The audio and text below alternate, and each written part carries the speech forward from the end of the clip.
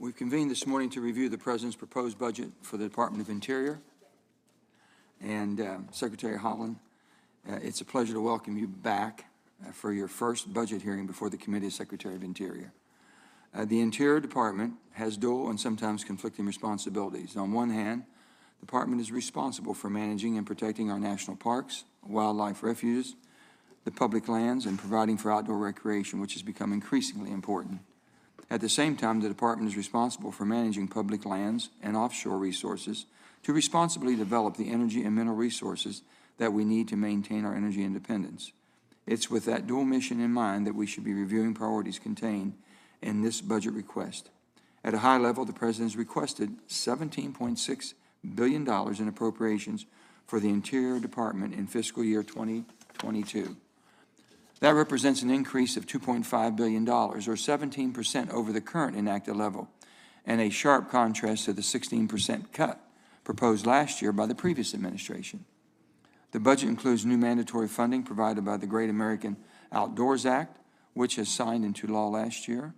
That law is providing the Department with much-needed funding over 5 years to address high-priority deferred maintenance projects, as well as permanent funding for the Land and Water Conservation Fund at its fully authorized level. The Great American Outdoors Act was enacted with broad bipartisan support, and I think it is important that the funding process be equitable and transparent. I appreciate that the administration has provided Congress with lists of its proposed maintenance and LWCF and deferred maintenance projects. I hope that we can use this hearing to get better understanding of how the Department is prioritizing funding. I expect that there will be much discussion this morning on the Department's policies and proposals concerning energy development on federal lands and waters.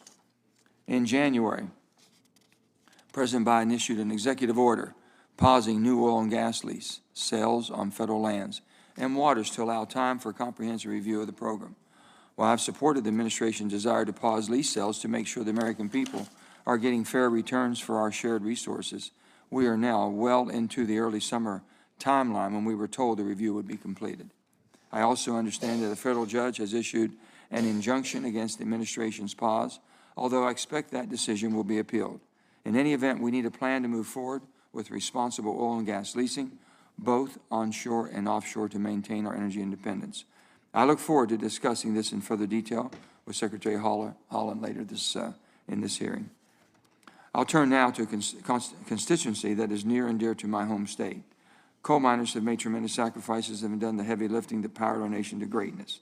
The country has benefited from the work that the scars of abandoned mine lands left in those communities, and it is imperative that we give back to coal communities for the sacrifices they made for our nation. So I was pleased to see the President's budget called for a $50 million increase for the Abandoned Mine Land Economic Revitalization, or AMLR, grant program, which helps to eliminate health and safety hazards and reclaim areas for future economic benefit in places like West Virginia, Pennsylvania, and Kentucky, which was the heart of the coal country. I look forward to continuing to work with you to ensure all outstanding mine land reclamation needs, including post-1977 areas, governed under Title V of the Surface Mining Control and Reclamation Act, which we refer to as SMCRA, are adequately addressed. Finally, I'd like to make a note about departmental nominations. I'm pleased that the Senate confirmed Tommy Boudreau as your deputy earlier this summer, but I'm disappointed that we have yet to receive a nomination for Director of the National Park Service. National parks, including the newest national park, the New River Gorge, our nation's newest, are seeing record visitations this summer as the nation reopens. And the National Park Service has significant funding decisions to make in implementing the Great American Outdoors Act. Yet the Park Service has been without a confirmed director since the end of the Obama administration. I urge the President to send us a nomination so that we can get this position filled as quickly as possible. Now I'll turn to my friend, Senator John Barrasso, for his opening statement. Well, thanks so very much, Mr. Chairman. Before I start my statement, I'd like to extend an invitation to Secretary Haaland. Madam Secretary, this past weekend, Governor Gordon and I were in Wyoming, and we were discussing the tragedy of missing and murdered indigenous people. As you know, it is a serious issue facing members of the Northern Arapaho and the Eastern Shoshone tribes on and outside the Wind River Reservation And it's something we're dealing with in Wyoming. And I know you are deeply concerned and care about this issue, and I just would like to invite you to come to Wyoming with the governor, with me, to get your valuable insights. Thank you, Madam Secretary. Thank you, Mr. Chairman, because I think it's very, very timely that Secretary Haaland is here today to testify on the President's fiscal year 2022 Department of the Interior budget. So welcome. The West is facing many challenges. Wildfires and drought are threatening our communities. Rural communities, ranching and farming families face a real water crisis this year. The West is where most of our federal lands are located, yet so many of the policies of the administration seem to be distinctly anti-Western. Last month, a federal court issued a nationwide injunction on President Biden's so-called pause on oil and gas lease sales. Under the court order, the Department is required to hold new oil and gas lease sales.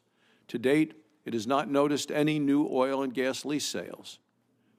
It's past time for the administration to comply with the law and hold new lease sales. Energy production on public lands is the engine of Wyoming's economy. It creates good-paying jobs. It provides tremendous revenue for the state, for our schools, and for critical services. The Biden administration seems intent on destroying the livelihoods of oil, natural gas, and coal workers in the West. It's tearing away all the advantages that traditional energy production brings our states, our local communities, and our families. The Department needs to change course and get back to an American energy dominance agenda, an agenda that creates jobs and provides for energy independence from foreign adversaries. Much of the West is also facing historic drought. Droughts contributing to a number of issues, including wildfires. According to the National Interagency Fire Center, wildfires in the West have already consumed around 2 million acres, and we are early in the fire season. In addition to drought and extreme temperatures, the lack of proactive forest management has created the perfect storm for catastrophic wildfire events. These fires threaten the safety of our local communities and the safety of our wildland firefighters. We can and should do more to make our public lands less susceptible to such devastation. This can be done in part through thinning forested lands. Drought also highlights how critical water is to all aspects of Western communities. We've not been building significant or sufficient water storage for Western communities for years. As the West grows, so does our demand for water. Yet our water supplies are dwindling. In Wyoming and many parts of the West, that means less water for ranchers and farmers. For communities in the West, the negative economic impact is significant. The administration has not prioritized water development in the West. The Bureau of Reclamation is the only Interior Department agency within this committee's purview that actually received a cut in the administration's budget. The department could help our Western ranchers who graze cattle on federal lands by making temporary pasture available and assisting with water storage development. The Bureau of Reclamation programs to build more water storage are expiring this year. I've introduced legislation, the Western Water Infrastructure Act, to extend these programs. Existing Bureau of Reclamation water storage infrastructure is also crumbling. The Bureau needs to fund the repairs and to modernize these facilities. My legislation addresses these critical issues. The Biden administration can and should do more to make American energy independent and maintain and create more jobs in the West. Much more needs to be done to make our public lands more resilient to the threat of wildfires. The Bureau of Reclamation also needs to be a higher priority for this administration if we are to maintain and grow a viable rural Western economy. So I look forward to exploring these and other issues with the Secretary today. Thank you, Madam Secretary. Thank you, Mr. Chairman. Thank you, Senator. I'd like to say also just a moment of silence for our friend who passed away unexpectedly is Mike Enzi.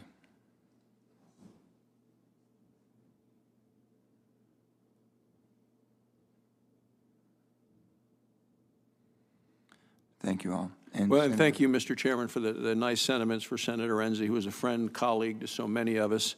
I'm going to be going to the floor. If I leave the committee hearing, it's to go to the floor to address at length, along with Senator Lummis, our love appreciation of the entire Enzi family and talk about Mike's service at the state and local community and here in the Senate. Thank you, Mr. Chairman. Such a sad situation. Secretary Haaland is accompanied by Rachel Taylor, former West Virginian, the Principal Deputy Assistant for Policy, Management, and Budget at the Department, and previously a longtime staff member on the Senate Interior Appropriations Committee. So we welcome both of you very kindly to come back and visit with us. So Secretary Haaland, if you can proceed with your statement now.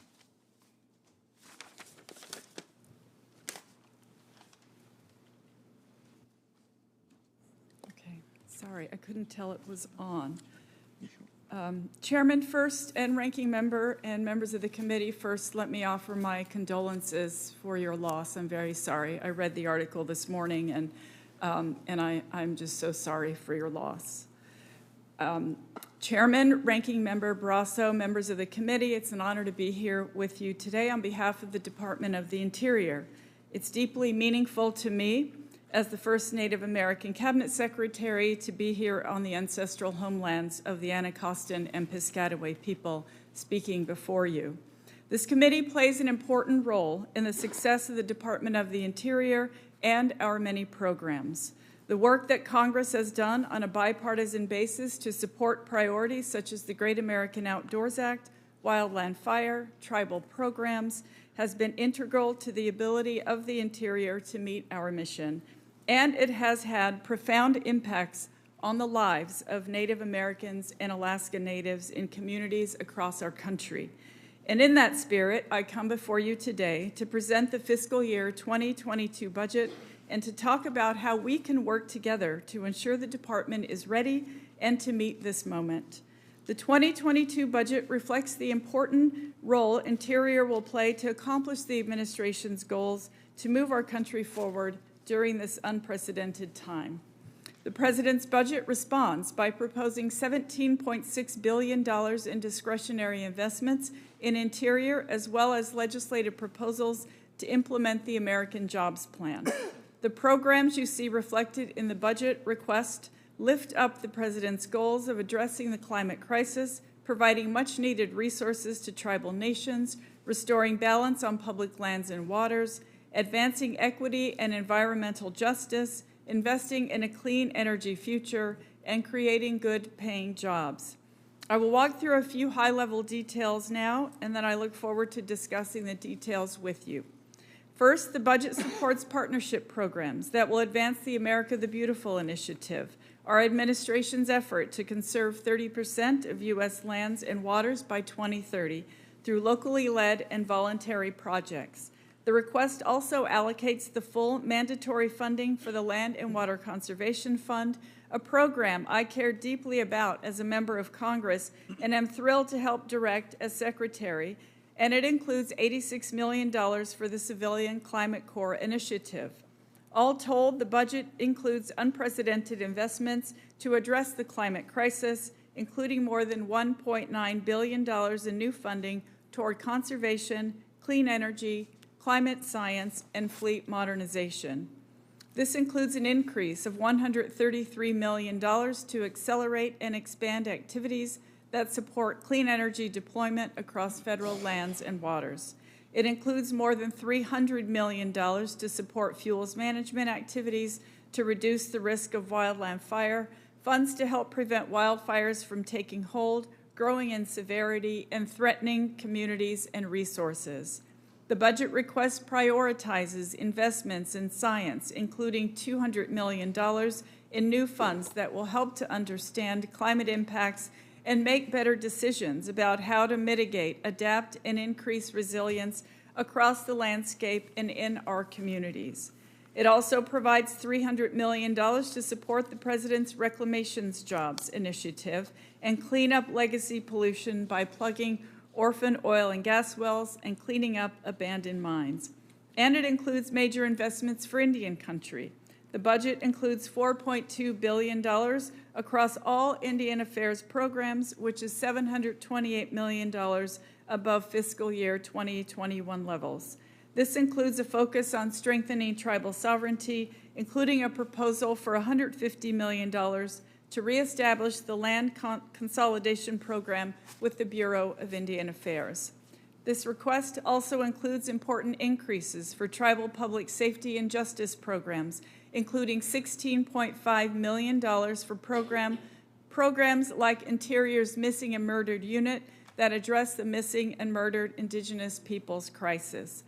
And finally, to ensure our nation's legal obligations to tribes are fully met, the budget proposes to shift funding for tribal water settlements, contract support costs, and tribal lease payments to mandatory spending starting in fiscal year 2023. These are just some of the highlights of this budget request. I look forward to working with the committee to achieve these important goals. I commit to you that I will continue to honor and respect the role of this committee with the confident expectation that working together, we can accomplish great things on behalf of the American people. This concludes my remarks, and I look forward to answering your questions. Thank you, Secretary Haaland. I'll begin with the questions. I've said that the administration has the right and basically the responsibility to look at all the leases that we have, and we've paused those. So I would ask, can you shed some light on the status of the review since after the pause and reviewing what you may have found and what's the next steps we'll take? Chairman, thank you so much for that question. And first, I will just assure you that we are complying with the court order. We're evaluating our options, including what has been previously available for leasing. Of course, there's a lot of work that goes into moving that forward. We are working, the review is being finalized internally, and we hope to get it out very soon. If you can just give us a little bit of the progress or whoever we can contact in your office that could give us the progress of how that is coming, what direction you might be going, might give us a little better light on that, okay? Yes, Chairman. We will absolutely, I can have my staff reach out to your Please. staff, and we'd be happy to do that. Be happy to. Thank you. I appreciate that. Also, on the American supply chains, the President's order on American supplies chain, which is a critical minerals we need for so many things and products we use every day. There's nothing in there for basically, I think, for what you all put a report back out of how you're going to determine where those minerals might be located and how we might be best to extract those for the use of American in our American supply chain. So if you could tell me how you're focused on the clean energy supply chain when the budget doesn't really show that whatsoever. Thank you, Chairman. Of course, we understand that this is important. The President believes very strongly and supports energy independence, and those critical minerals, of course, are part of our clean energy future. The USGS is studying these issues. We want to make sure that whatever we do, of course, is done responsibly. We'd be more than happy to follow up as well with your office on any details that you might request. Well, what we put $50 million in that, as you recall, okay? Yes. And basically, we looked at how you all were dispersing and what you were using it for. And the budget request, it included many priorities, include $5 million for forecasting, but doesn't have anything, not anything in there for the critical mineral resource assessment, what we have in our country, what we can expect to do, and how we can support all the industry and all the needed products we need in America. The surest way to avoid wasteful, damaging venting and flaring.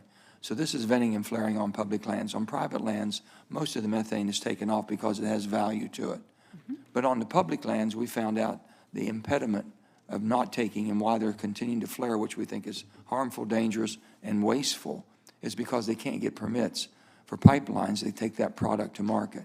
So if you could explain to me, are there any steps that you all have taken to reduce the flaring and venting of this product and allowing that to be taken to market, or how are you all looking at that? Chairman, thank you so much for the question, and I appreciate your commitment to this issue. The administration is focused on reducing methane emissions, and I think you know that the Obama administration issued a rule to limit flaring, but that's been involved in litigation.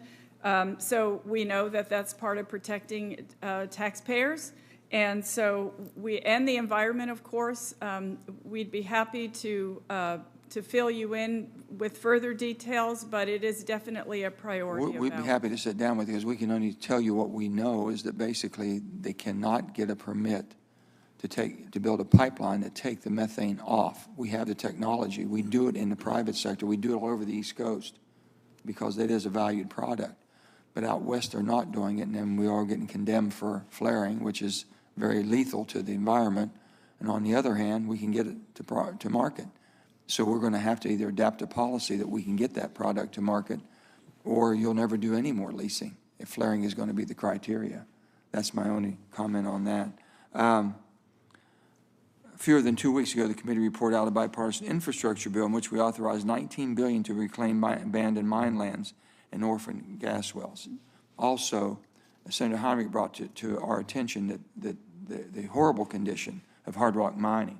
We know that, and we're looking desperately to find that money to do that too. But we've got to repurpose everything, and we will at the proper time, but that's something to be done. How are you all approaching that as far as the benefits of having the program department level as opposed to just passing funds directly to agencies? Thank you, Chairman. I'd love for Rachel to have an opportunity to fill you in on some details. I can tell you that this is an important issue for us, and in fact, I traveled recently to Pennsylvania to witness how well they're doing with reclaiming these abandoned mine lands. It works, and Rachel? Thank you. I'm not sure, does the mic work? Can you hear me okay? You're here, yeah, you're good. So, as you know, I mean, we're grateful for your leadership in working on the infrastructure package, which includes the President's commitment on these issues. We also have some important investments in the budget itself, which the budget request itself, which spoke to the reclamation jobs and the proposals that you're mentioning, and that includes the AMLR program you mentioned, but it also includes some of the hard rock cleanup issues. And I think, you know, one of the issues that we're focusing on is inventorying and getting really good data across the country, and that's going to be on federal lands, that's going to be on tribal lands, and that's going to be on non-federal lands as well.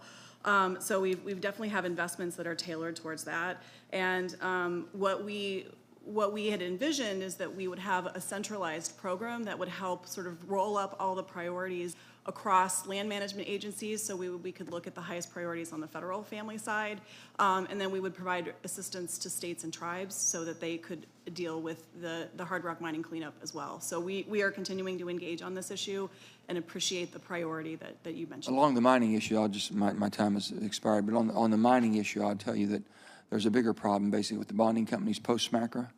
That's post-1977. We've been talking a lot we put $11 billion towards pre-1977, pre-SMACRA. Post-SMACRA, bonding companies are walking away from this. Companies are declaring bankruptcy. Bonding companies are thinking they're off the hook once the company declares bankruptcy, and nothing gets done. It's ridiculous what's going on, so I hope you look into that. We're going to be doing a deep dive into that also, along with hard rock mining, to make sure they're going to be operating on the same procedures. Okay? Thank you. Senator Brasso. Thank you, Mr. Chairman. Madam Secretary, I have some short questions, just if you could respond briefly. And the first has to do with tree spiking, where people drive metal spikes into trees. And do you know can tree spiking kill or maim loggers or mill workers? Well, I know that, Senator, I imagine so. I was not really familiar with any of that practice until recently. And you know, is tree spiking in national forests a federal crime? Senator, I couldn't tell you for sure, but I imagine it is. It's very dangerous. Yeah. So should individuals who are aware of spiked trees in terms of national forests, should they immediately inform law enforcement? I imagine that anyone should inform law enforcement if it's a danger, sure. Yeah. So I guess the question is, you know, should individuals who plan or otherwise are involved in tree spiking incidents and threaten physical safety of federal officials, should they expect to be hired by the Department of Interior? Senator, if I may, I believe you're referring to the nominee, Tracy Stone Manning, and I also recognize that she was nominated by President Biden because he felt she could do the job and that she was qualified otherwise. And the issue of wildfires in the West, which is a major issue as wildfires are burning around the West, national forests burn. There's an interface now with areas where people build homes and forests can burn, and there are problems for sometimes structures who are at risk, who are at this interface where structures are built. So do you agree with this statement? Perhaps the solution to houses in the interface is to let them burn. Well, I can't necessarily agree or disagree, but I mean, I think the wildfires are just getting more intense because of climate change, and that's why we need to make preventative measures and put resources toward protecting communities. So do you agree with this statement? There is a rude and satisfying justice in burning down the house of someone who builds in the forest. I don't know. Okay. Do you agree that children are an environmental hazard? Do I agree that children are an environmental hazard? Yeah. No. No, okay. Do you agree that grazing on federal lands is destroying the West? These are obviously statements that someone else has made that we disagree with, and I want to see if you're of that same mindset. I haven't heard all these statements, Senator. I mean, I agree there are a lot of things that are destroying the West, like drought and wildfire and climate change. Of course, climate change is certainly ruining a lot of our country right now. Yeah. But you wouldn't necessarily want to hire an employee in a land management position who agrees or puts forth these statements about satisfying justice and letting houses burn, or children as environmental hazards. Senator, what I will say is that I, as the Secretary of the Interior, am not personally hiring anyone. I believe that is a team effort, and I know that the Senate plays a very large role in any of these positions as well. So on June 15th, a federal court issued a nationwide injunction against President Biden's ban on oil and gas lease sales on federal land and waters. Shortly afterwards, a spokesman for your department said the department would comply with the court's order. However, to date, and here we are, it's now July 27th, 6 weeks later, the department has failed to notice any oil and gas lease sales. Will the department hold onshore oil and lease sales this quarter? That's before the end of September. Senator, the department is complying with the court order. It's, as you may know, it's not a switch you can turn on. There's a lot of work that goes into a lease sale, and so we're complying with the court's order. We're evaluating our options, and that includes what's previously been available for leasing. So will the department then reschedule that first and second quarter of the year lease sales that had previously been postponed? Senator, in addition to the fact that we are complying with the court order, I'll just say that this matter is in litigation, and I can't necessarily go into any more details about it. Okay. And then finally, Mr. Chairman, the West is currently suffering historic drought conditions, as you and others in the committee has said. Yet the budget that the President proposed seeks to cut funding for the Bureau of Reclamation, as I mentioned in my opening statement, while increasing funding for the other components of the Department of Interior. Would you agree with me that now, during historic drought conditions, it is time to prioritize Western water infrastructure, not cut infrastructure from it? Well, certainly water is absolutely important, and we have team members who work on this issue every single day, and it's a priority to them, and they're in very close contact with folks on the ground in those areas. Thank you, Madam Secretary. Thank you, Mr. Chairman. Thank you, Senator Barrasso. And Senator Heinrich, please. Madam Secretary, I want to start by just thanking you for your historical leadership in Congress and otherwise on protecting the greater Chaco Canyon area. I want to ask you, what plans does the Department of Interior have to protect this priceless cultural landscape, and are you considering an administrative withdrawal? Thank you, Senator, for that question. Thank you for your letter. We appreciate your commitment to this beautiful area of our country. And of course, we consider all proposals from members of Congress very carefully. The administration has requested a continuation of the 10-mile buffer area around Chaco and its budget request for fiscal year 2022, and will continue to engage with tribes, with Congress, and other stakeholders with respect to any other future decisions. So the BLM is also still in the process of amending the resource management plan for the region around Chaco. But pandemic restrictions and a lack of broadband internet access that you are more than familiar with really meant that the public comment and tribal consultation processes for the draft plan were largely inaccessible back in 2020 to many of my constituents. How can you ensure that tribes have a meaningful opportunity to participate before that plan amendment is actually finalized?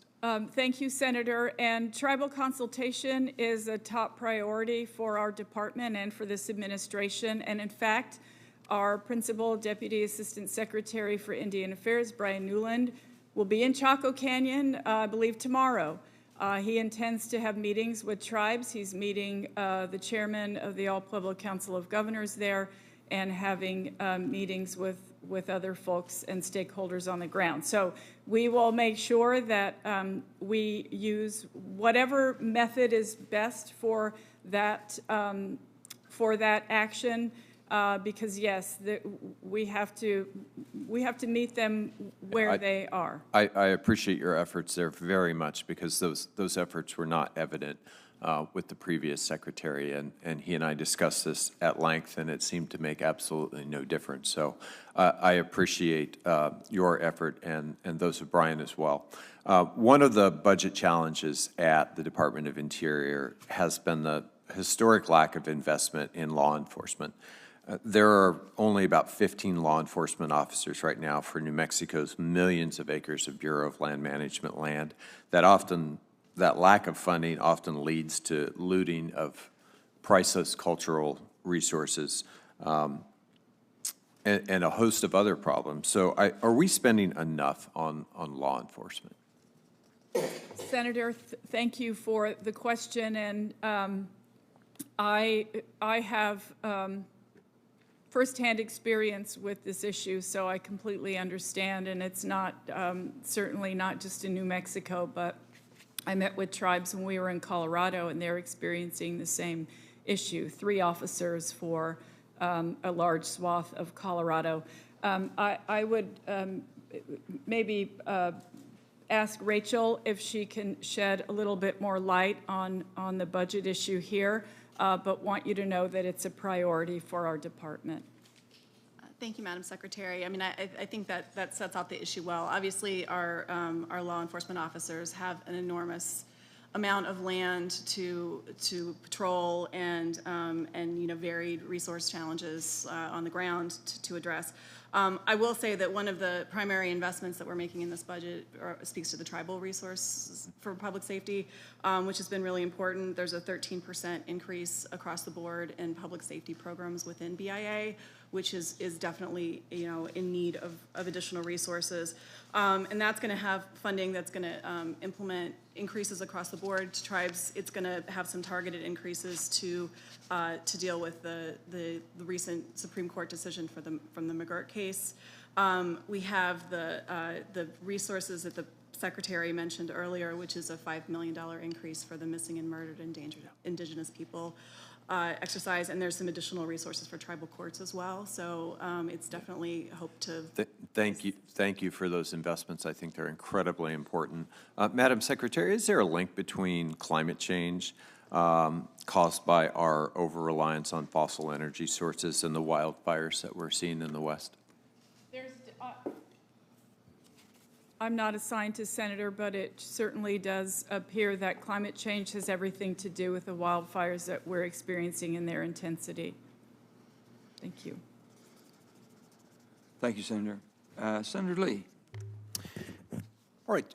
Speaking of wildfires, it's a grave concern to many of us in the West where there's a lot of federal land. Would you agree with me, Madam Secretary, that water storage is a critical feature for of effective fire suppression?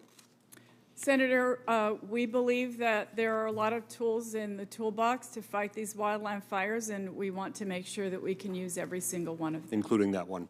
Stakeholders in my state have indicated to me that the Department of the Interior's NEPA review of water storage infrastructure projects often presents an obstacle, that NEPA is often delaying these projects and providing a significant impediment to getting them done. That in turn makes us more vulnerable to wildfires. I think there are some models that we could follow here and build off of. The Federal Highway Administration, for example, allows states to assume NEPA review responsibilities in order to facilitate more expeditious review. I believe there are at least 7 states that do this, including California, Arizona, Utah, Alaska, Texas, Ohio, and Florida. So I understand these agreements, they work well. Do you believe that states and the Department of Interior could both benefit from a similar arrangement when it comes to water infrastructure? Senator, we're certainly happy to look at any ideas that you have, and we'd be willing to be in touch with your office and explore that further. I appreciate that. I think there are some who are perhaps have a reflexive reluctance to make any changes to the way we do NEPA analysis, but it's important to remember here that states that currently participate in these programs, for example, with the Federal Highway Administration, participate in them in a way that still makes them accountable to the same standards. So just as NEPA analysis conducted by a federal agency can be stopped because it doesn't adhere to the standards of NEPA, so too a state-sponsored project is held to the same standards, accountable in the same courts. Now, it's been widely reported that your confidential report to President Biden on the Bears Ears National Monument and the Grand Staircase Escalante National Monument recommended a full re-expansion. Now, if we're going to work together towards a legislative solution, it'd be helpful to be able to understand the reasoning behind your recommendation. Can you tell me when that report will be released? Senator, thank you so much. The report is now in the hands of the President, and it would be up to the President as to when he makes a decision and or releases the report. The Utah State Institutional Trust Lands Administration, also known as SITLA, owns many thousands of acres within the boundaries of the original Bears Ears National Monument. So if the monument is re-expanded to encompass its original footprint, access to many of those parcels could be complicated or in some cases lost. Can you tell me what your recommendation might have been regarding those parcels? Senator, as I mentioned, the report is in the hands of the President. Unfortunately, I am unable to share. That is actually with the President, and he will, it will be at his discretion when the report is released and when he makes a decision. I hope he'll take those concerns into account, given that they will affect Utah's school children. Energy Fuels, which is a critical minerals company that's based in southern Utah, has made a number of attempts to speak with officials at the Department of the Interior and at the White House regarding the pending designation. Now, Energy Fuels' work will, by all accounts, be critical in the development of any sort of new energy technologies.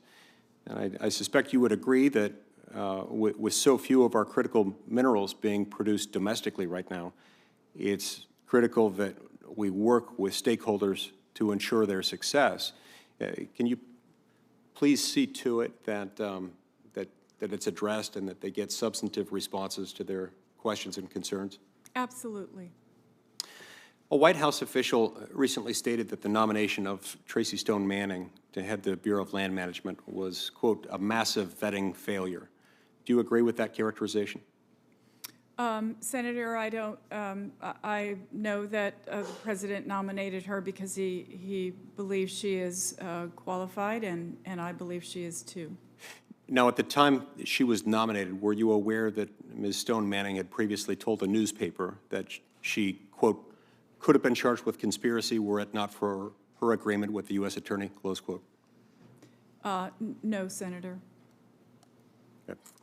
I see my time's expired. Thank you, Mr. Chairman. Thank you, Senator.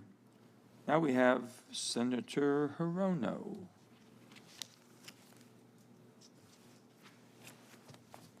Thank you, Mr. Chairman. Welcome, Madam Secretary. I'm glad to see that the USGS budget includes over $200 million in new climate change investments. This includes adding more than $42 million to the Climate Adaptation and Science Centers, with one of the regional centers being located in Hawaii. The budget also adds $5 million for reducing threats of invasive species and wildlife disease in a changing climate, noting efforts will initially focus in Alaska, Hawaii, and the U.S. insular territories in the Pacific and the Northeast.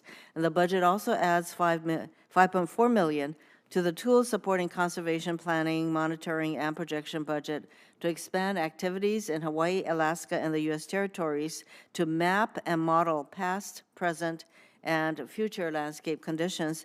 As you know, invasive species and climate change are significantly impacting our ecosystems in Hawaii, whether furthering threats to our endangered species or increasing our wildfire risk. Additional support to strengthen efforts to mitigate these threats are sorely needed, and I look forward to working with you and my colleagues to make sure these programs receive strong funding. I also note that Hawaii has recently been invited to submit a full proposal for the Sentinel Landscape Partnership, a coalition between DOI, USDA, and DOD, as well as state and local governments and non-governmental organizations that works with private landowners to advance sustainable land management practices across military installations and ranges. And we have some pretty large military installations in Hawaii. Sentinel Landscape designation in Hawaii could bring additional federal resources to strengthen military readiness in the Indo-Pacific, conserve natural resources, bolster agricultural and forest economics, mitigate wildfire, and increase climate change resilience.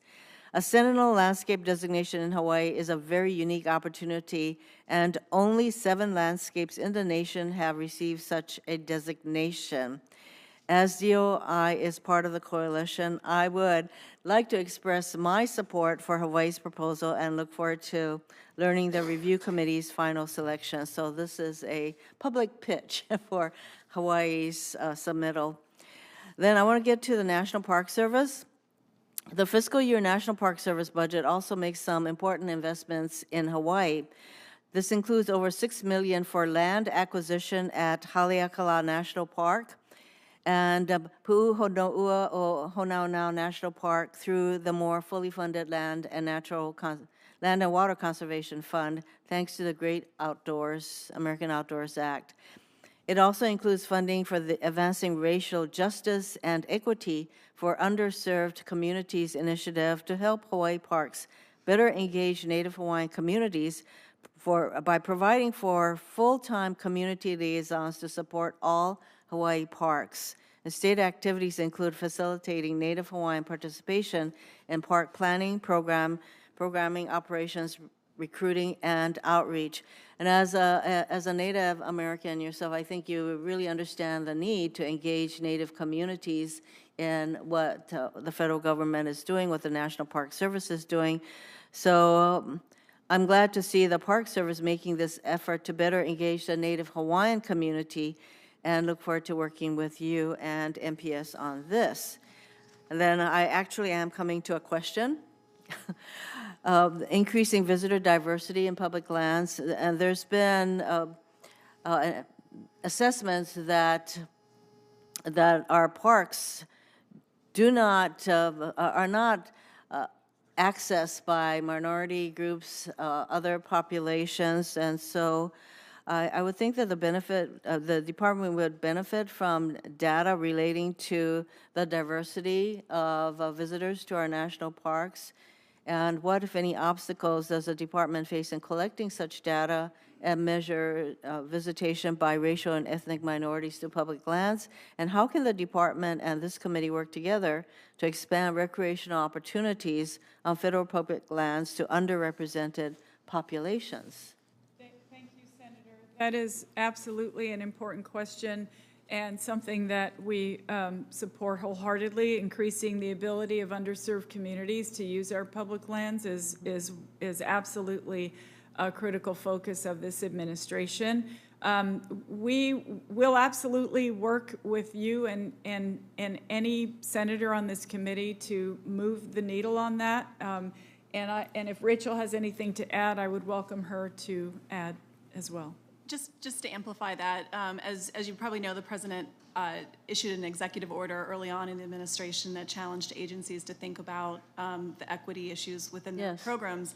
And so I'm proud to say that the access to underserved communities to public lands is one of the issues that we've selected to do additional analysis on.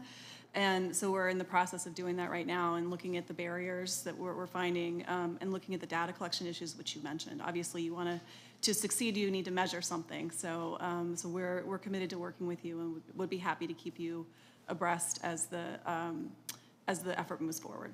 Yes, Mr. Chairman, I think we would all benefit from the actual measures and outreach efforts that you are engaging in to make sure that our parks fully serve our diverse population in this country. Thank you. Thank you, Mr. Senator. Chairman. Senator Langford. Mr. Chairman, thank you. Secretary, it's good to see you again. Thanks for being here. I need to walk through a couple of details in your budget. You have the information about the 30 by 30 or America the Beautiful initiative, setting aside 30% of the land in the United States for conservation purposes. Can you give us some additional details briefly on that as well? What is that all going to be voluntary? It seems to be a voluntary set aside of that land. Is that your expectation? Yes, Senator. In large part, yes. Any additional lands, we're inviting private landowners, organizations, tribal nations to participate in that, and we've met with a number of, actually many stakeholders. What percentage of America's land is already set aside that you would say is already in that initiative? I understand that, give or take, please don't quote me on this, but I think the land is around 18% perhaps, and the oceans maybe 12, or it might be. So trying to be able to move that from that 18% to 30%, do you expect this to be in every state or region, or do you expect it to be nationwide? I guess what I'm saying is, do you disproportionately expect the 30% of the land set aside to be in Alaska and Utah, let's say, and not as much as in New York State? Not at all. We expect and have had overwhelming optimism about the idea of it being a nationwide effort. So this would be in each region, each state, you would expect that. For states that have higher than 30% already set aside, would you expect them to be able to get down to a 30% goal at some point, so they'd have more private ownership in their area? On those specific details, Senator, I can't answer, but I get your point, and the conversations will absolutely continue on this issue.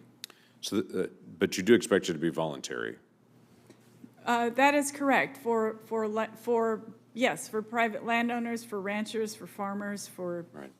Indian I know tribes. in my state, and there's 5 states total that are in the area of what's called the lesser prairie chicken area. They've done voluntary efforts to do mitigation protection of that species for quite a while. And now there's been a step in to say, actually, we're going to now impose different measures in there, where we've had, for instance, in my state, a great rebound in population.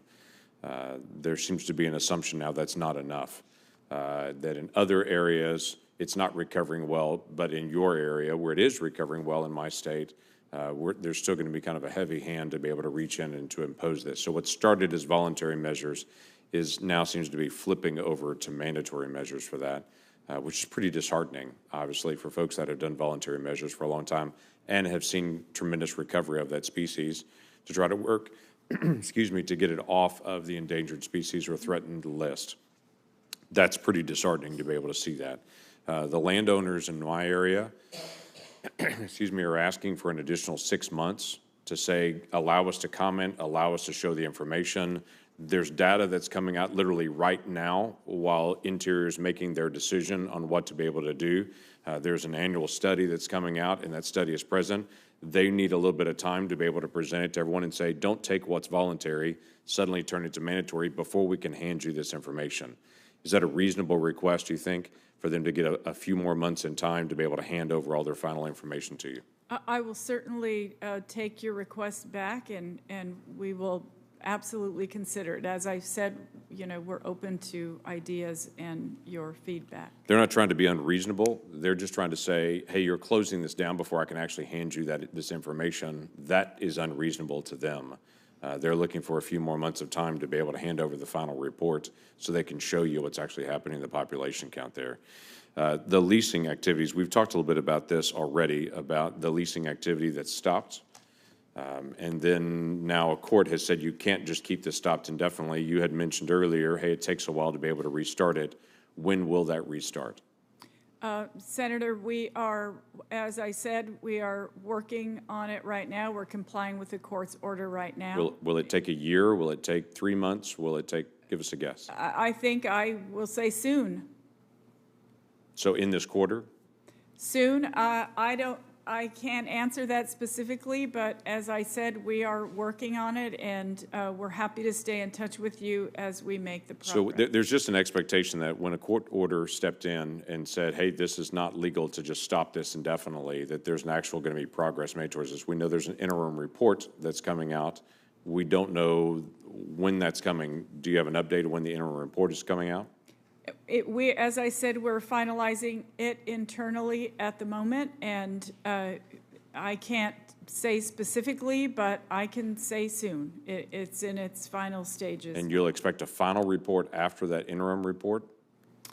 Senator, we'll absolutely let you know when we approach that time frame, and I can say soon. So there's an interim report that's soon, a final report that's soon. Do you expect the decision on lease sales after the final report, or after the interim report, or before? Well, after the final report, whatever report is moved forward, we will be able to we will have made decisions and be able to implement whatever changes are perhaps necessary and move that forward. Soon. Soon. Thank you, Mr. Chairman. Thank you, Senator. Senator Cortez Masto. Thank you, Mr. Chairman. Secretary Haaland, thank you so much for being here. Let me say I appreciate the comments so far, the increases to the Department of Interior's budget, particularly your focus on our tribal communities, missing and murdered Indigenous women and children. Thank you so much. There is an area I do want to focus on there where there is a decrease, and it's been touched on a little bit here in the committee, and this has to do with the drought along the Colorado River. As you know, the Colorado is the lifeblood for many western states. It is the economic engine of the Southwest, and it supplies the drinking water to 36 million Americans, and that use of that water outstrips the supply. The 7 basin states, water users, the federal agencies, and Mexico have a history of close cooperation, which has become ever more important as drought and increased water demands have left the 2 big reservoirs, that's Lake Powell and Lake Mead, at all-time lows. And as you well know, it is expected that a shortage will be declared at Lake Mead next month, and that predetermined water allocation reductions will go into effect next year. Here's what I'm concerned about as I look at the budget for the Bureau of Reclamation.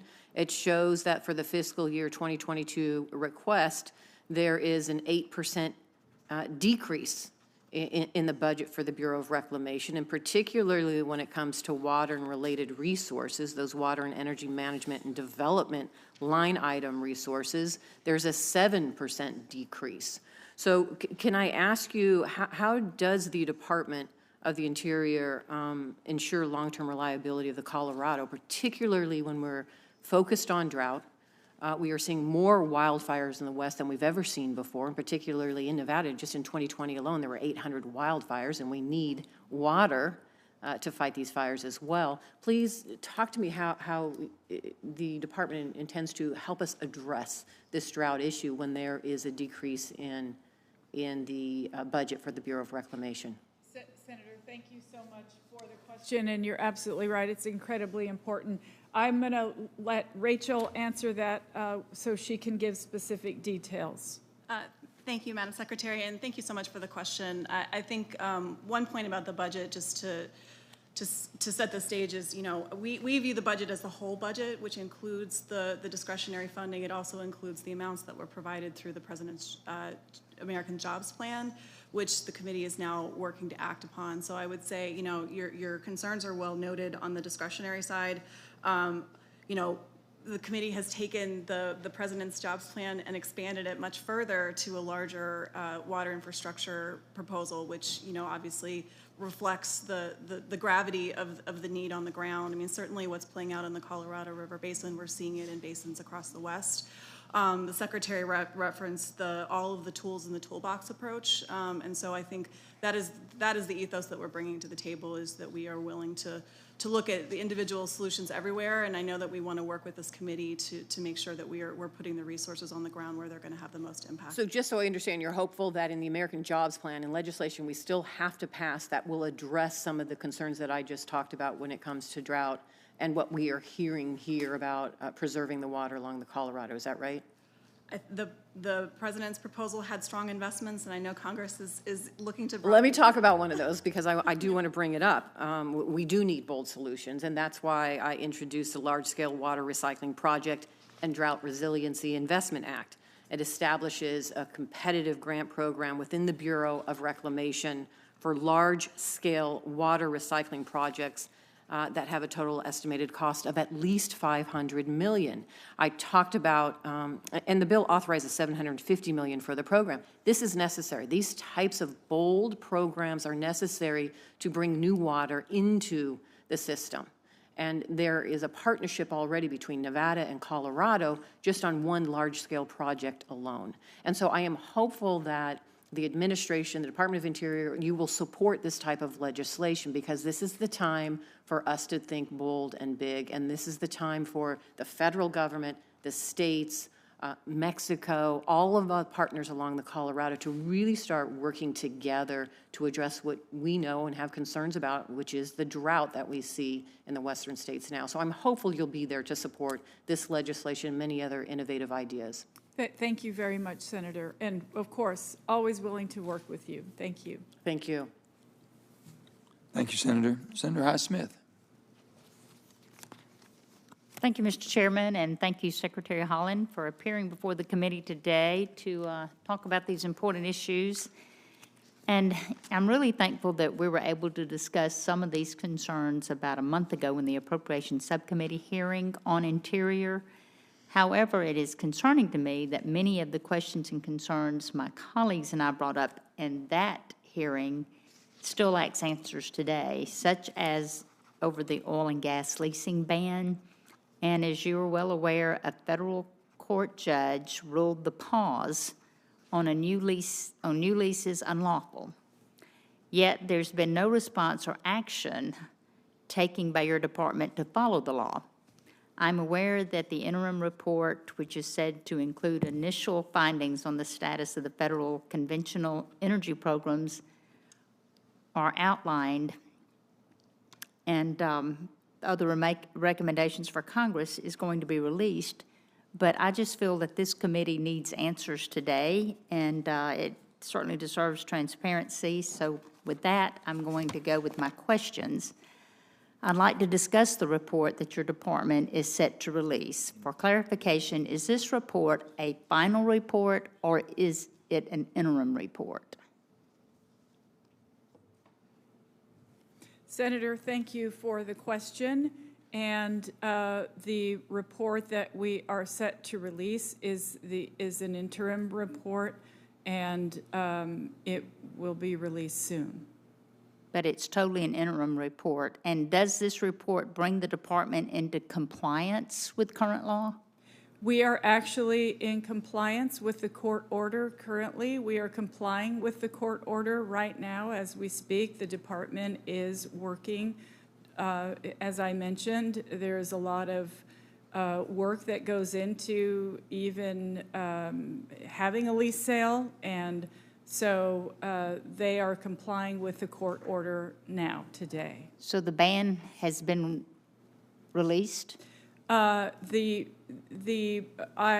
suppose that the pause that you are referring to, that President Biden ordered in his executive order, is I suppose it's in effect. I mean, you can say that as soon as, you know, one lease sale happens, that the pause is over, but what I can say is we're complying with the court order, and we are doing the work necessary to move in that direction. So the pause is not in place at this time? Well, technically, I suppose you could say the pause is still in place. However, we are complying with the court order to move forward on releasing the report and moving this issue forward. Does the report contain formal binding decisions or anything that will be enforceable? As I mentioned earlier, Senator, the report is in its final, internal, the final internal draft, and I am unable to comment on it at the moment. Okay, On the and what details of action it. has the department taken to be in compliance with the judge's ruling? Have there been any decisions to reinstate lease sales? But specifically, I'm referring to lease sale 257. Thank you, Senator. I unfortunately, I can't comment specifically on the question that you're asking. We would be more than happy to be back in touch with you as soon as we do have specific answers to your questions. I know that overall the department is working on ensuring that we are complying with the court order. And with the lease sale 257, are you familiar with that lease sale 257? Senator, I understand the question you're asking, and I want to assure you that we are doing our best to move forward. Okay, because I see my time is out. Thank you, Mr. Chairman.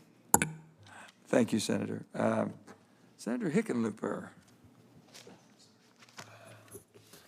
Madam Secretary, first, before I do anything, I want to express my appreciation and gratitude for coming out to Colorado during your confirmation. If you remember, we encouraged and made that offer and encouraged your early visit to Colorado, and the entire state, I think, appreciates it.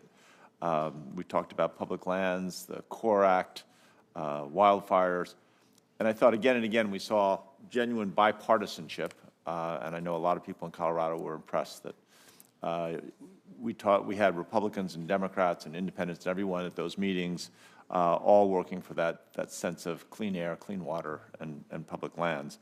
I also got the sense that you saw and heard clearly the long-term value that having a Western presence holds for the BLM by making sure that the employees are close to the land they manage. And I think you heard clearly the meaning that has, the importance of that to the local community. So I think, obviously, that presence is a shared value and is of real importance. I wanted to ask you some of your takeaways from that trip, particularly from our time and conversations in Grand Junction. Thank you so much, Senator, and I appreciate your hospitality while we were in Colorado. It was a really wonderful time.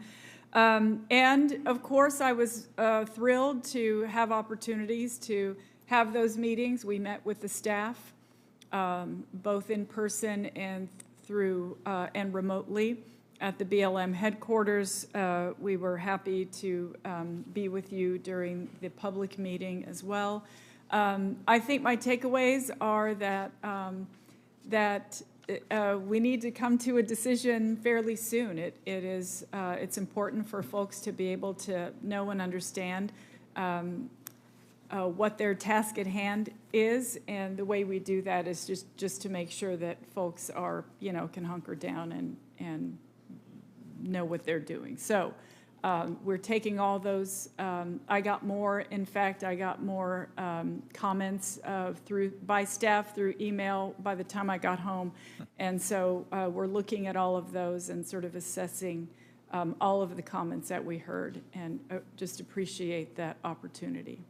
I heard repeatedly your willingness to listen. I suspect you probably got more comments than you knew what to do with.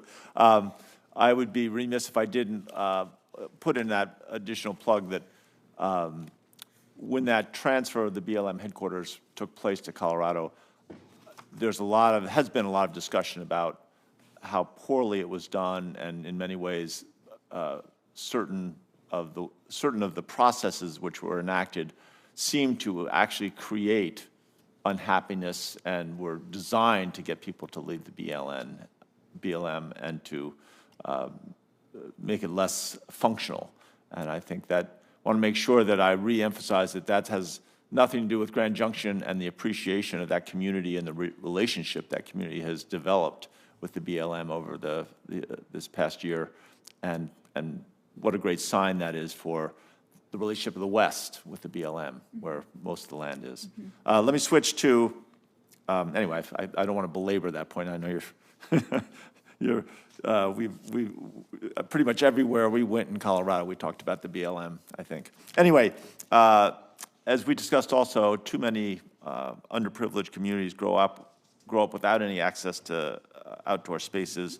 And your support for the Outdoor Recreation Legacy Partnership Program from your days in the House, and more recently as Secretary, has really helped us imagine how to close that nature gap. But obviously we still have work ahead of us. Senator Padilla and I have championed a one-time investment of $500 million in local parks and open space as part of the Parks, Jobs, and Equity Act. And do you see this funding for local parks and connections into disadvantaged communities as a worthwhile infrastructure priority? I absolutely believe that every American deserves to be in open space and it not be a chore to get there. Yes. Great. Well, we share that, and I think that this is a great opportunity to do that. I'm pretty much out of time. I do want to say that I heard at least 4 or 5 times, and I think I would have heard it 100 times if I could have had more ears. The people said they would remember the Secretary of the Interior coming to some of these small towns, Palisade, Colorado, and Ridgeway, where people said they would remember this moment for the rest of their lives, and it really does reflect very well on you and the Department of the Interior. Thank you. Thank you, Senator. Thank you, Senator. Senator Murkowski. Thank you, Mr. Chairman. Madam Secretary, welcome. Good morning. There has been a lot of conversation this morning, or certainly a lot of questions with regards to the oil and gas review and the timing on that. Your department has consistently said that this is going to be released early summer. Well, we're beyond early summer. Last month, you testified before the House Natural Resources Committee that it will be coming soon. Last week, you said, you were quoted again, that it will be soon. You have replied to Senator Manchin, Barrasso, Langford, Smith this morning that it will be soon. So I'm not going to ask you when you think it's going to be coming, because I think I know what your answer is. And I still don't, none of us know what your answer is. And so I hope you can sense the frustration that so many of us have in anticipating this and wondering when we will be able to expect that you'll be in compliance with the judge's order. What I would like to ask of you, and you can provide me this in writing, is a list of stakeholders and entities that you've met with in Alaska, including state officials, ANCs, tribes, and private companies, as you've been doing this outreach for the review, and I would appreciate that in a timely manner. I want to switch to a subject that Senator Langford touched on, and this is the 30 30 program that has now been rebranded America the Beautiful. I have shared with you and with others in the department my concern and my great frustration with the 17D1 withdrawals in the state of Alaska. These are the millions of acres that are in restricted status, despite the fact that the report commissioned by Congress specifically said that these withdrawals have outlived their intended purpose. They need to be lifted now. The concern that I have now is that one of the reasons there may be hesitancy on lifting these D1 withdrawals is out of a fear that the measurable any measurable progress on the 30 by 30 goal could be impacted. You've kind of suggested to Senator Lankford in terms of how, I'm not quite sure how the department is measuring the total numbers of lands being conserved under this program. I think we've had, again, asked and not really answered on that. But can you tell me whether any of the 17D1 withdrawals that are lifted would be counted against the 30 by 30 goal? Senator, I can't give you an answer on that. In the conversations that my staff has had with stakeholders regarding 30 by 30, that issue has never come up. Okay, I'll be pursuing that to try to get a little more definition to that, because that's one of the only things that I can think of in terms of why we have been why we've been further delayed on the D1 withdrawals. I want to speak to an issue that I'm sure you can anticipate. Senator Hickenlooper recognized that you have been to small communities in Colorado, know that we are looking forward to your visit. I understand it will probably be in sometime in September. And part of that visit, as you have promised me and the committee, is that you will take that opportunity to visit with the people of King Cove. Your department's been working with the state of Alaska, the Department of Transportation, regarding these special use permits to conduct the surveys for the road that we've been talking about. We've had some hiccups, but I think initially your staff was really working with mine. They were working with the state of Alaska to ensure that these permits could be issued in time for the summer field season. Everything seemed to be going really pretty much on track until the beginning of this month. And now we find out that literally at the 11th hour of these permits being issued, state already has contractors at the site preparing to begin work. And we find out that the department has rescinded the January 15 secretarial memo that was issued by Secretary Bernhardt. This was the basis for these permits being issued. In fairness, the state wasn't alerted that it had been withdrawn. We weren't alerted that it had been withdrawn. We had to find out that it had been requested through a media source.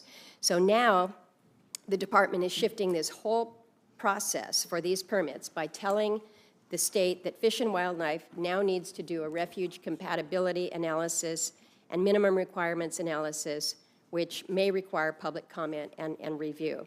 So we've got a situation here where up until just literally days ago, maybe a week and a half ago, your department was working with the state, they were working with us for 6 months to shepherd these permits, and not once was there any indication that these permits would not be issued or that there was a problem for the basis of the permits and that the process was effectively going to need to be changed.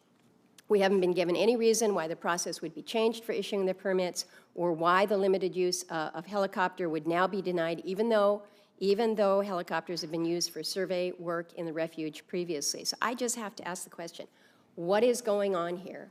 Why was the state not notified that this January 15th memo had been rescinded? And really what I need from you is I need a commitment that these permits are going to be issued. They're going to be issued not soon, but they're going to be issued in the next 2 weeks, and that the state be allowed to complete their survey work during this field season, as everybody had anticipated would be done. Senator, I will find out. I don't know why the state wasn't notified at this moment, but I will find that out, and I absolutely, yes, I will need to get to the bottom of that. I'll take this issue back. I absolutely understand, and we will make it a priority and talk about this as soon as I'm back at the department. Thank you, Madam Secretary. I'd like to provide you with just a timeline of all of the assurances that we've received in the past 6 months that everything was on track. I think that will probably help you and your team. It certainly has led to the confusion and the consternation that has put us at this place today. Thank you, Mr. Chairman. Thank you, Senator. Senator Kelly. Thank you, Mr. Chairman. Good morning, Secretary Haaland. Great to see you again, and congratulations on your confirmation as Secretary of the Interior. It's timely that you're testifying today on the department's budget. At the same time, we're working on this infrastructure legislation. I'd like to compare the administration's budget request to the bipartisan infrastructure bill that's taking shape, and your views here would be appreciated. I'll start with the drought. For fiscal year 2022, the administration requests $1.6 billion for the Bureau of Reclamation, the department's primary water agency for western states. The American Jobs Plan proposes an additional $2.5 billion for reclamation to cover water efficiency and recycling. It also covers tribal water settlements and dam safety. I personally don't think that's enough. Across the West and in Arizona, especially, we have hundreds of aging reclamation projects, dam and irrigation canals that need repair. These are often leaking and they're inefficient. We also need resources to protect aquatic species impacted by the reclamation projects, including fish and wildlife on the Colorado River. The bipartisan bill reported by this committee earlier this month provides about $8.3 billion for reclamation. This includes funding the water recycling, ecosystem restoration, tribal projects, and also reclamation's aging infrastructure account that, by the way, has never been funded before. Another infrastructure priority in our rural communities, they're threatened by wildfire. The committee's bill proposes over $1.1 billion to the Department of Interior for wildfire and fuels management, for burned area recovery, and for federal firefighter pay. By comparison, DOI received $220 million for wildfire fuels management last year. And according to the administration's budget, that amount would treat burnable vegetation across 1.7 million acres of federal and tribal lands. So, Secretary Haaland, would you agree that a lot of good work in drought and wildfire resiliency can be accomplished under the bipartisan infrastructure proposal? Absolutely. Thank you. Yes. We are hoping and working today still to try to get this done. Thank you. Very important for our country. It's certainly important for the West, especially for the state of Arizona. The bipartisan bill would also authorize $3 billion to fund cleanup of abandoned hard rock mines on federal, state, and tribal lands through an amendment co-sponsored by Senator Heinrich, Senator Daines, and myself. Arizona has roughly 24,000 abandoned mines that we know of. Some 500 of these are Cold War-era uranium mines on the Navajo Nation. So we need to fund the hard rock mine cleanup program. Can we count on your support for these efforts? We absolutely support cleaning up abandoned mines. Yes, yes, absolutely. The 500 uranium mines on the Navajo Nation has been I think a historic failure of government to not address this adequately. It is affecting the health of so many of the Navajo people, and it needs to be addressed. So Senator Daines and Heinrich and I have put forth this legislation that would authorize the funds to clean up these hard rock mines. So thank you for your support. I yield back the remainder of my time. Thank you, Senator. Now we have Senator Daines. Mr. Chairman, thank you. Thank you, Secretary Haaland, for being here today. I want to talk about one of my favorite subjects is the grizzly bear. The successful recovery of the grizzly bear in the greater Yellowstone and North Continental Divide epitomizes what the authors of the Endangered Species Act first envisioned. What they didn't envision, however, was for these listing decisions to become hyper-politicized and to bounce around in the courts. Here's the facts. In the greater Yellowstone ecosystem, in 1975, and these are Fish Wildlife Services numbers, there were 136 grizzly bears, according to their numbers. The criteria for recovery was 390. They raised that to 500 back in 2006. And today, the FWS number is 728, nearly 50% above already raised recovery target. In the Northern Continental Divide ecosystem, that's up along the Rocky Mountain front in kind of central Montana, the criteria was 391 bears. Today, there's 1,068. It's been over 16 years since the greater Yellowstone grizzly bear was determined to be recovered. 16 years. And while these two recovered populations languish on the endangered species list, conflicts with grizzlies are on the rise. In Montana, we have tragically already had 2 grizzly human fatalities this year. There was a bicyclist who was bicycling across our state. She had a tent pitched in Ovando, Montana, back behind the museum there. It's a small town. And the grizzly bear came into town and ripped her out of the tent and brutally killed her. Now, Montana has a proven track record of conserving recovered predators and is more than ready to assume responsibility of managing the grizzly bear. For the sake of our communities, for our ranchers, for other wildlife, and the bear itself, it's time to restore management back to the state. Secretary Haaland, a simple yes or no question. Do you agree with the wildlife biologists from your own agency that the bear has recovered in these 2 ecosystems? Senator, if you'll permit me to just say I'm sorry for the loss of your constituents. It's a very sad story. I could, yes, the ongoing recovery is a remarkable success for the act. Okay, so you'd acknowledge that the bear has recovered, exceeded the recovery targets in these 2 ecosystems.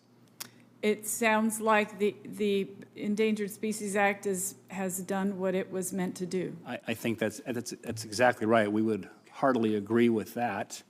That the numbers, it's not that complicated. There's targets, and then you take the FWS numbers, which I think many believe are on the conservative side, but they're still way above the recovery targets that were even raised once before, certainly in the greater Yellowstone ecosystem. So thank you that you agree with these. They have recovered in these 2 ecosystems. Do you agree with that statement? And if so, would you support my legislation to codify the Fish and Wildlife Service's 2017 rule delisting the grizzly bear in the greater Yellowstone ecosystem? Senator, we're more than happy to speak with you, to work with you, to make sure that we're listening. We're always happy to work with Congress, and this issue is no different. I appreciate it. I think the frustration for so many Montanans is that you have individuals who are a long ways away here in D.C. who might not always be able to find Montana on a map, who are dictating policies that are affecting Montanans greatly when they look at the quantitative data that suggests it's very clear and compelling that the bear has recovered. We should celebrate that the bear has recovered and transfer the management of the species back to the state. I want to talk about 30-30 for a moment. It's been 6 months since the Biden administration first announced the 30 by 30 initiative, and yet few, if any, details of the plan have come out.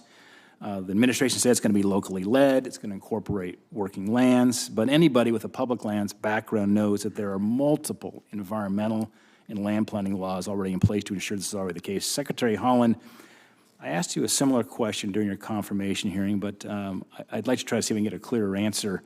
Given the many planning and environmental laws guiding actions on federal land, it's NEPA, Federal Land Policy Management Act, ESA, in what meaningful way are locally led collaboration not already guiding public land conservation?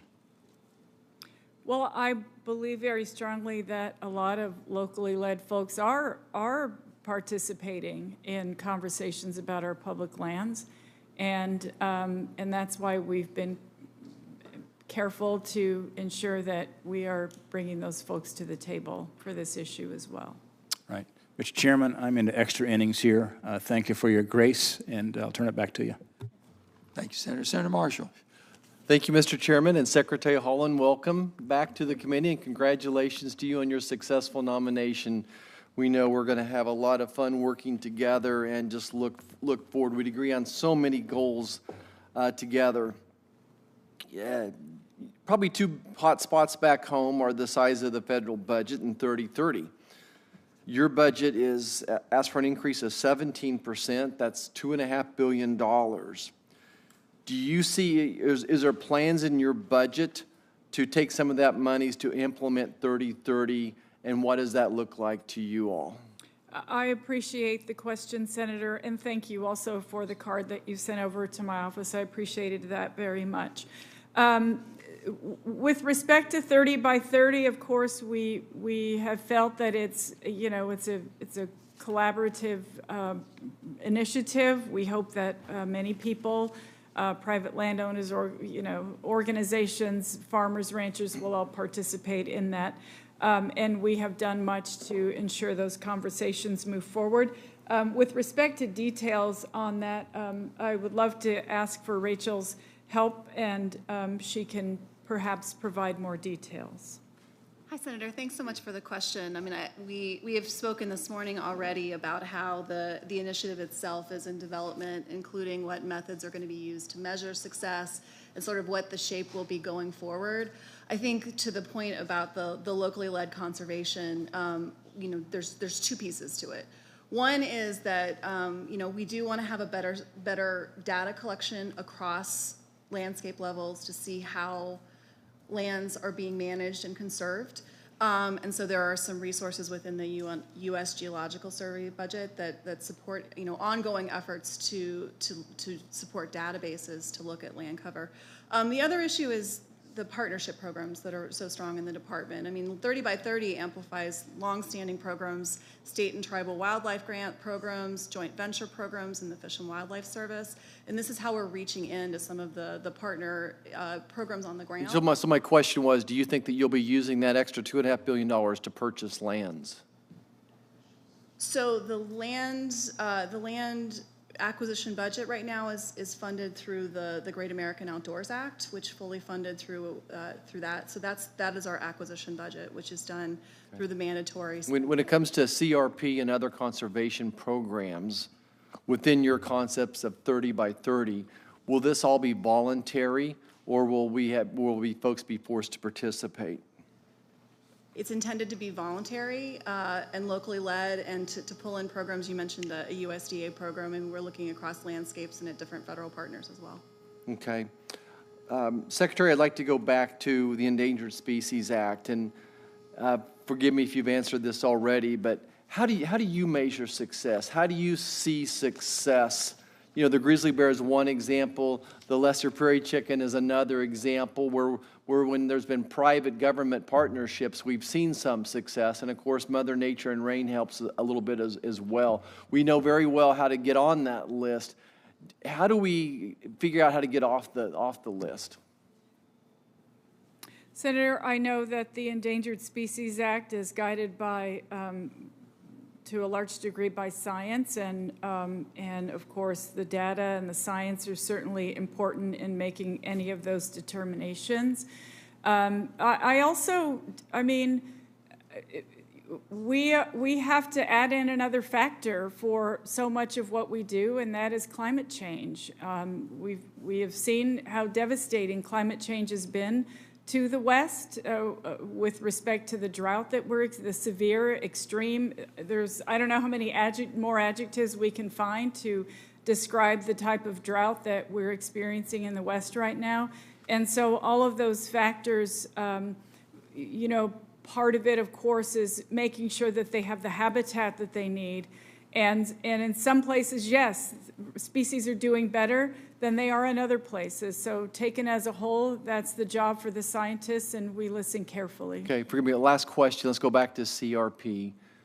Are you aware of the upstream and downstream economic consequences if we would take a third of the farmland in Kansas or pasture land and put it into conservation, that we would end up just needing to close high schools and at least every third hospital? Thank you for that information, Senator. Okay, thank you. Thank you. Thank you. Thank you, Mr. Chair. Madam Secretary, thank you for being here. You just mentioned in your last response to Senator Marshall that your analysis will factor in the climate change issue. We've seen, as this pause has continued, that the president is now basically begging OPEC to increase production because he wishes to hold down gasoline prices. And yet we know from an Obama-era study that oil produced in the outer continental shelf of the United States is the most environmentally, if you will, lowest carbon footprint per unit of production of any oil that comes to our shores. Now, does your analysis include that since clearly the administration is begging for oil to be produced elsewhere in the world, that if it's produced in the OCS, that it actually has a lower carbon footprint per unit of production of any oil that comes to our shores? Does your analysis include that? Senator, I know that we have a terrific team at the Department of the Interior, and I am positive that they're factoring in everything they need to in any decisions that they make. Now, you're being far less specific than you were just with Senator Marshall, which always raises my kind of spidey web senses a little bit, because it seems as if the answer to Marshall was, boy, we're looking at climate change as a factor in these forest fires. But then when I ask if the specific analysis shows data previously developed by the Obama administration, the answer is more vague. Can I ask you to make sure that the scientists doing this analysis both take into consideration this previous Obama-era finding, they make explicit that it's used, and if it turns out that the decision to continue the pause, which, by the way, seems to be illegal, is made, that this is explained why it is being extended in the light of this fact which I just suggested? Thank you, Senator. I will make sure that I take this back to the department. Thank you. Now, we know that the pause is effectively defying the federal judge's order to continue, but nonetheless, we have a new 5-year leasing plan that will soon be required. Can you tell us what is the current status of developing the new 5-year program? And does the department think it will have a final new leasing program by the end of next June? I was aware that the 5-year plan from 2017 to 2022 is coming to an end point, and we don't yet have a specific timeline to release a proposed plan, but they're complying with the court decision. They're working on that as well. Of course, I'm not speaking when the court decision, as my understanding, pertains to the current plan. I'm speaking of the next 5-year plan. Yes, they are working on that next 5-year plan. And have you started the programmatic environmental impact statement? Senator, I'd be happy to go back this afternoon, have a conversation with the Principal Deputy Assistant Secretary, and make sure that you get an answer to your question. Thank you. Again, you brought up the issue of climate change and how you're factoring all that in.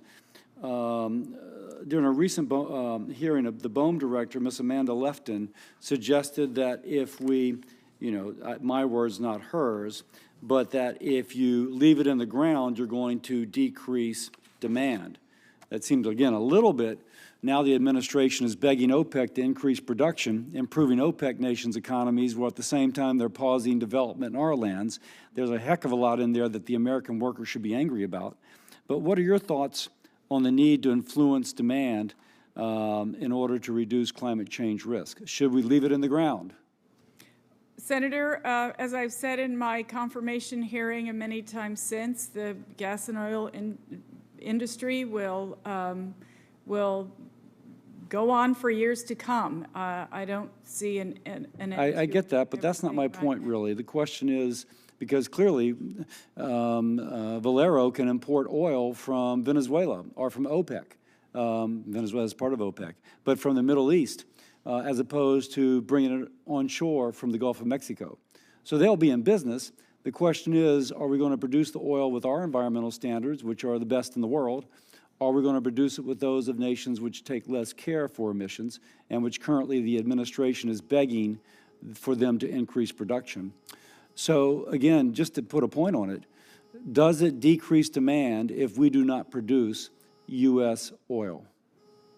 I can't.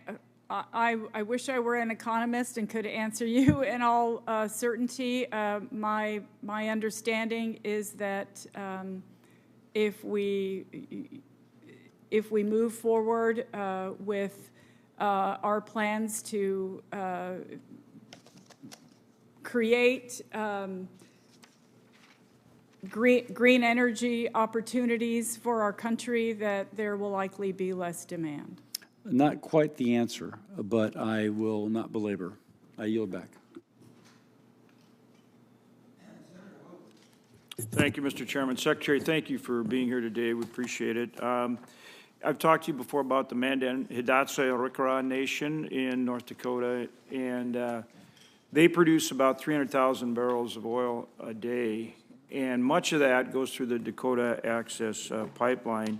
And so it's a very, very important source of revenue, jobs, and economic activity to the reservation, and they depend on Dakota Access Pipeline to get their oil to market. And this is light sweet crude. This is not the heavy crudes. This is very light sweet crudes, and we do directional drilling and have very good environmental standards. And so my question is, have you been briefed on the importance of energy development at MHA Nation, including their dependence on DAPL to ensure their trust resources are delivered to market? Have you been briefed on it? Senator, I have not had any meetings with MHA, but it's none of the gas leases or any of the pause that the president put on the gas leases are affecting tribal nations at all.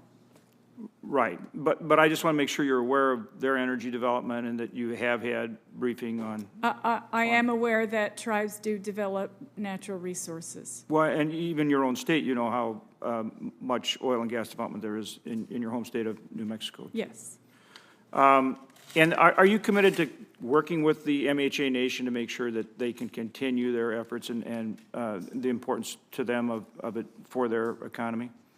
I know that we always work to ensure that we are consulting with tribes, and I believe that is our position.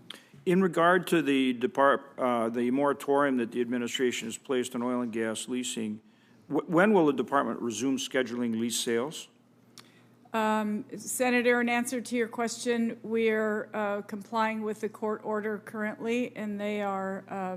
The department in that area is working to move that forward. I can't give you a specific date. I wish I could, but unfortunately, I cannot.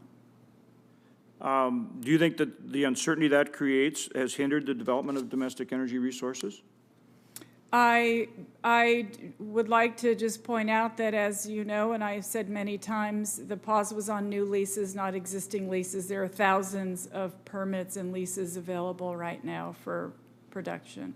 Do you think it's better that we develop our oil and gas resources here or rely on imports from foreign sources like Russia and OPEC?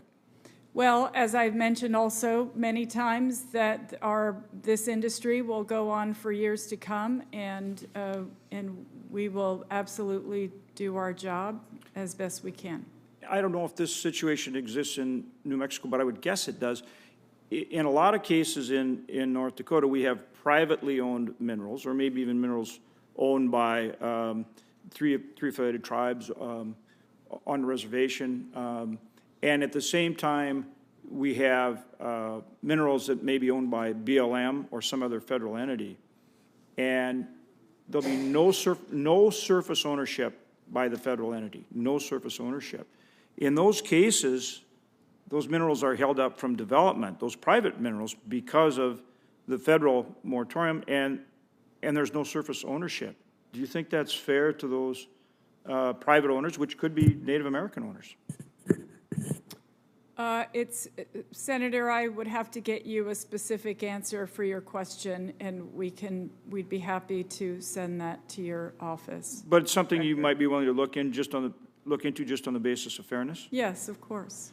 Public safety is a huge issue across the country, and certainly in Indian country. One of the things that we worked on was to develop at Camp Grafton law enforcement training for BIA law enforcement officers. We think it's incredibly important because we have a tremendous shortage of BIA law enforcement officers, particularly throughout the upper Great Plains. Are you willing to help us continue that effort, and are you willing to support that effort? Absolutely. That is an issue that happens across the country. I met with tribes in Colorado recently, and they are facing the same issue, so yes. Thank you. Really important, I think, to help with public safety issues, so I appreciate that very much. Yes. The last question I have is in regard to, in the Theodore Roosevelt National Park, we're working with Interior and DOT to fix the scenic loop. It goes through the whole park, and that people can drive through and see buffalo and, elk and wild horses, and it's just phenomenal. But we need to get that fixed. That's underway. I just would ask for your continued commitment and support to get that done as soon as we can for the benefit of everyone who visits that national park. We'd be happy to work with you on any of your national parks, Senator. Thank you. Appreciate it. Senator Lee for a second round. Thank you, Mr. Chairman. Secretary Haaland, in our last round of questioning, I think we finished up, so I was asking you questions about Tracy Stone Manning. You declined to say whether you agreed with the statement issued recently by a White House official indicating that the nomination of Ms. Stone Manning was a massive vetting failure. Now, in a questionnaire submitted to this committee, Ms. Stone Manning suggested that she had never been the target of an investigation. Since that time, of course, we've learned that she was, in fact, issued a target letter indicating that she would be indicted on criminal charges related to the tree spiking. Were you or the department aware of those details prior to her nomination? Senator, I was not aware of those details. Were you or the department aware that Ms. Stone Manning had hired an attorney and negotiated an immunity deal prior to testifying in the tree spiking case? No, Senator, I did not know that. Did you or the department advise or in any way support Ms. Stone Manning in indicating to this committee that she had never been under investigation? Senator, I have not met nor spoken to Ms. Stone Manning. I understand that is the president's nominee, and that she is qualified to do a job that he has asked her to do, and and that's pretty much that. What about the department? The department. Have others at the department have done that? I can't answer that. We'd be happy to try to answer any other specific questions you have on the record, though. No, as I recall, at the time Ms. Stone Manning was nominated to be the head of the Bureau of Land Management, you had been in office for about a month as Secretary of the Interior. Were you aware of public statements that Ms. Stone Manning had made only months before her nomination, calling for homes built in forests to burn in forest fires? I had not read any of that, Senator, and I mean, yes, I am the Secretary of the Interior, but she is the President's nominee, and I am not in a, I mean, I didn't nominate her. I am here to move the department forward on the President's priorities, and that is what I am focused on at the moment. Yeah, I understand. I understand. I suspect you can also understand why, as a member of this committee and as a senator representing a state, 2/3 of which is owned by the federal government and 40% of which is under the control of the Bureau of Land Management, why I might be concerned about that, and why I might be more specifically concerned about the fact that she tweeted an article written by her husband, an article that states, quote, "There's a rude and satisfying justice in burning down the house of someone who builds in the forest." She called it a clarion call. Do you agree with that statement? Senator, I don't read Twitter these days, and I certainly You know, and I'm not asking whether you read Twitter. I'm asking you whether you agreed with the statement. As someone who represents a state where a lot of people have lost their homes and their livelihoods and their access to public lands that they care about, Senator, I don't agree with it. Do you agree with it? Senator, every day there is articles about wildfires and fires and pictures of houses burning on the front page of the New York Times, and it makes me cry every time I see that. This is a terrible issue in our country right now, these fires, and we're going to do everything we can to help remedy that. Do you believe it's appropriate for a person who's shown gratification in seeing homes burn because they're in forests lead a key wildfire fighting agency? Senator, what I can tell you is that I am going to do my level best to ensure that we are doing everything humanly possible to make sure that fires don't burn down our communities and people's homes. Is it doing consistent with the desire to do everything you can to stop that from happening?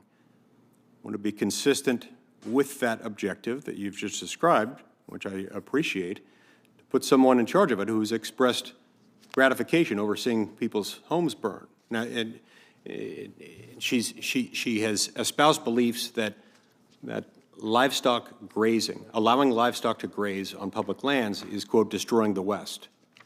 Do you agree with that statement? Senator, I suspect that anybody who is leading in any portion of the Department of the Interior will carry out the laws and of this country and the priorities of the President in a very meaningful way. And you don't think she'll be influenced by her feelings of gratification on seeing homes burn in forests? I think that anyone who is leading the department will do their best to ensure that we are protecting our public lands for every single American. In her academic thesis, Ms. Stone Manning supported policies to influence Americans to have fewer children. She said it isn't a problem elsewhere and that Americans should stop at 1 or 2 kids. Do you agree with those policies? I don't think that anyone can make policies like that. In the same thesis, she published a photo of a child with the caption, "Can you find the environmental hazard in this photo?" She then indicated that the child was the environmental hazard. As the father of 3, it makes my stomach sink to think that anyone would label my child or anyone else's child as an environmental hazard. as a parent, I'm sure you feel the same way. Were you or your department aware of these statements prior to her nomination? Senator, my child is 27 years old. I love her dearly. I wish I could see her more. Quite Is she an frankly, environmental hazard? She is her mother's daughter and takes her refillable water bottle everywhere she goes and does whatever she can to honor this earth. I see my time's expired. I just close by expressing my strong concerns here. Look, I get it. Not every official in the U.S. government is going to agree with me. Not every official appointed by a president who's of a different political party is going to be one that I'm going to agree with. There are a lot of people I can support who I disagree with. In this department, the department that you head, and in this bureau that Ms. Stoneham Manning has been asked to lead, there is immense discretion that can have catastrophic consequences, not just economically, but for the day-to-day lives of the people I represent.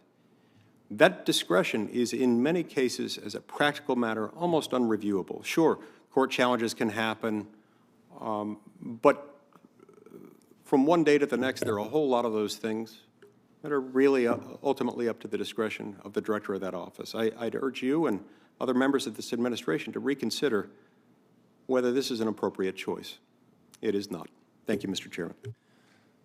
Thank you, Senator. And I want to thank all the witnesses for joining us this morning for this discussion. Members will have until the close of business tomorrow to submit additional questions for the record. Committee stands adjourned.